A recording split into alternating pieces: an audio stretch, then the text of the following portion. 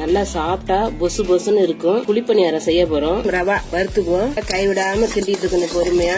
வறுத்த ரவாவை அதுல போட்டு வச்சிருக்கேன். வறுக்காத பச்சை ரவாவை போட்டுக்கிறேன். இது ரெண்டையும் தண்ணி ஊற்றி கொஞ்ச நேரம் ஊற வைக்கணும். ஒரு 10 நிமிஷம் ஊற வச்சுக்கலாம். எண்ணெய் ஃபர்ஸ்ட் ஊற்றிக்குவோம். எண்ணெய் காஞ்சிருச்சு. நம்ம கடுகு போட்டுக்கலாம். சீரகம், கடலைப்பருப்பு போட்டுக்கலாம்.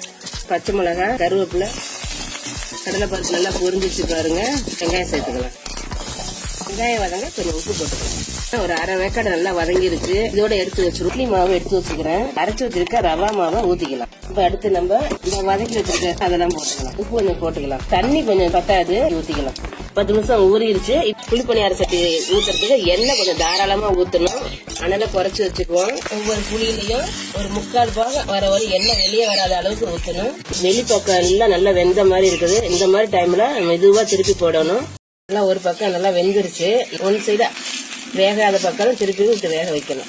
குழிப்பணியாரம் ரெடி ஆயிடுச்சு. இதை எடுத்துக்கலாம். சூப்பரா அழகா இருக்கு. தேங்காய் chutney, mutton kurma, chicken gravy வச்சு சாப்பிட்டீங்கன்னா சூப்பரா இருக்கும்.